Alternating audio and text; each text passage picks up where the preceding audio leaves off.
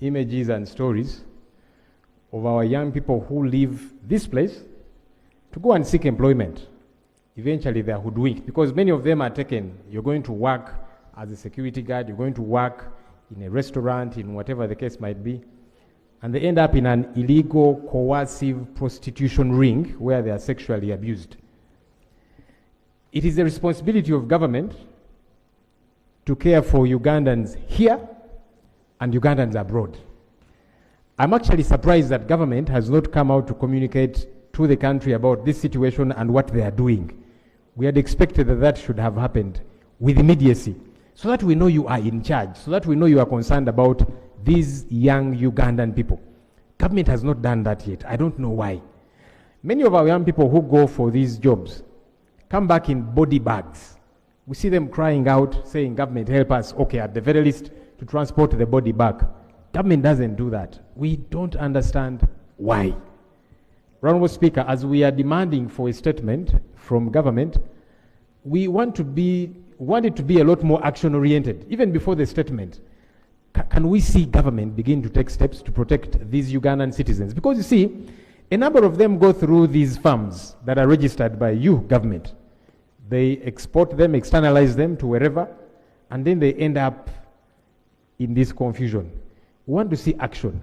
But most importantly, Right Honourable Speaker, the bigger issue we need to resolve as a country that we need to work hard towards is finding a remedy to youth unemployment. The 2024 population and housing census, National Population and Housing Census, showed that between the age of 18 and 30, 16.1% of those young people were unemployed. What's even more bothersome is that those who are employed are either underemployed, they're doing very odd work that only enables them transport. What they earn is simply enough for transport. It doesn't include feeding, they can't get where to stay, and that's the challenge we have on our hands. So any young person is desperate to go and work wherever. So when they hear of an opportunity, they'll run quickly to go and board the plane, unfortunately for them to come back in body bags. That's something we need to resolve and remedy as a country. But now that we have this at hand, we want to see action from government taking quick steps so that a few months down the road we are not hearing stories of other girls being brought in body bags. Thank you. Government.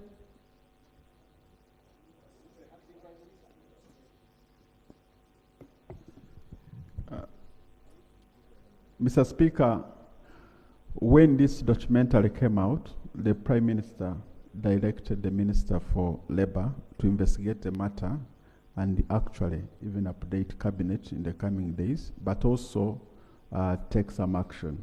So government is already in action in terms of investigating the matter and making sure that we prevent this to happen even to other Ugandans. Regarding whether government should take over the process of externalization of labor, I think we are doing it better with private companies, as long as government has a hand in sieving out who is doing this. On the issue of the bill, the minister, as he makes a statement, he will also be able to update the House on how far the bill has gone. Thank you. Thank you. So, Honourable Minister, let's have the statement next week, but especially looking at those cases of Ugandans who died, we really need to know how you followed up, and we need to know whether these people indeed went through farms licensed by government or they went on their own. Okay? So, thank you. Honourable colleagues, matters of national importance. Yeah. Honourable, you want to reopen this matter? No, just a quick procedural issue, Mr. Speaker. I love your new style of the beard, Honourable. It's better than the old one. Thank you for the compliment, Right Honourable Speaker. Oh, that's for profits. But on a serious note, I come with a procedural issue about the statement that you require from the line ministry. Mr. Speaker, you are aware that the prevention of Trafficking in Persons Act 2009, providing even penalties and prevention measures, is implemented by the line Ministry of Internal Affairs. Under the Ministry of Gender, Labour and Social Development, which the acting Prime Minister or leader of government business is alluding to, the Ministry of Gender, Labour and Social Development is even in charge of having some of these unregistered, unlicensed companies that have actually degenerated into exploiting our girls and boys that are trafficked to the Middle East.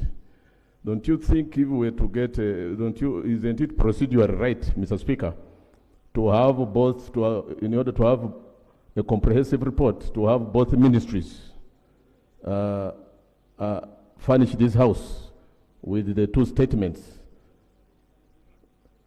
Thank you.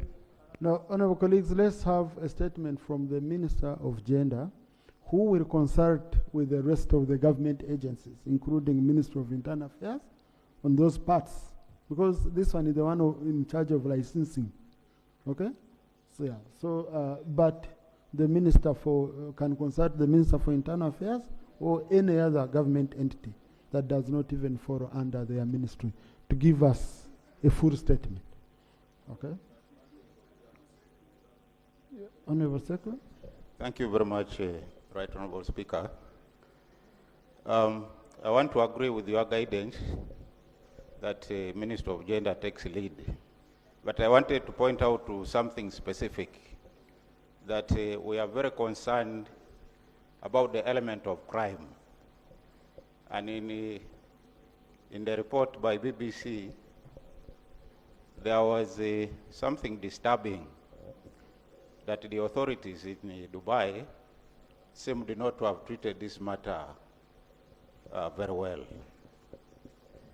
And I wanted to observe that this is not limited to the authorities in Dubai, because we have the international police, Interpol. And as the Minister of Gender moves into act and furnish us with a report, I thought it is good that as Parliament we observe and provide guidance that in the immediate, we want to interest very keenly the government of Uganda through Ministry of Internal Affairs, and specifically through the Interpol as an organ, to ensure that they pick up this matter, because quite good leads were provided in that report by BBC, and so they can swing into action to start on the investigations about those very gruesome deaths that were reported about. Thank you very much, Right Honorable. Thank you. Now I can see you're submitting as a retired security officer. You've already swung into action.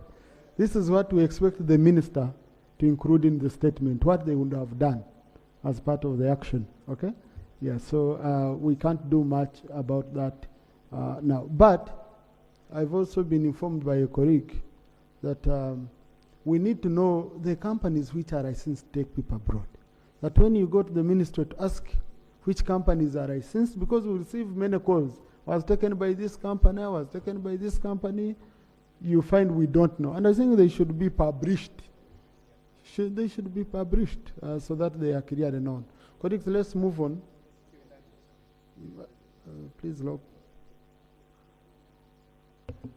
Honorable, thank you for granting this indulgence. Firstly, to join you in welcoming my colleagues, some of our leaders from Western Uganda, led by the NUP Deputy President in charge of Western Uganda, Madame Julie Jacqueline Tukamushaba. Thank you for welcoming them. One of those people is going to be standing against the Right Honorable Thomas Taebwa.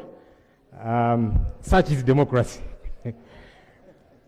But the indulgence I was seeking, Right Honorable. Is that why you asked for space? No. that was just a quick preamble. But what I'm seeking your indulgence about, a matter that is very urgent, Right Honorable Speaker. Honorable Speaker, school term has opened this very week, and we have a challenge. UNATU, the teachers' union, has called for a sit-down strike. They are concerned about salary disparities, commitments made to them by government over the years that have not been fulfilled. And these teachers are saying, let's lay down our tools because our engagements with government have not brought through any fruit. A few teachers have gone to school. They are saying, let's teach because it's the end of term, let's not disorganize the students. But others are saying, look, it does not make sense for me to go and teach other people's children. Mine cannot go to school because I cannot afford. These are very critical concerns. This is the closure term where assessments get to be made, people get to be promoted or otherwise. Can government help us understand what they are doing about this? And my hope, because in the past, Right Honourable Speaker, when there have been such strikes, government comes and they are intimidating these teachers. I saw today the acting RDC of Kumi, the one James Chiomia. He has threatened to arrest all the teachers in Kumi who are on strike. That's unacceptable. Completely unacceptable. Government, you normally say, you teachers, be patriotic, go and teach. Well, you be patriotic first by fulfilling the commitments you made to these teachers. It's an alarming issue. Government needs to tell us what are they doing about that right now. Thank you. Honorable colleagues, when I saw this issue, sometimes as a leadership of Parliament, we reach out to government to ask if they are commenting, if they are able to comment on certain issues when you update the House. Yes, and I reached out to the Minister for Education personally, and she told me there are consultations which they are making and they are going to update us, but all of them are aimed at resolving the impasse. So I'm going to again cross-check because we shall need this House to be updated. I totally agree with you. Matters of national importance, Honorable Kizz Wagahungu.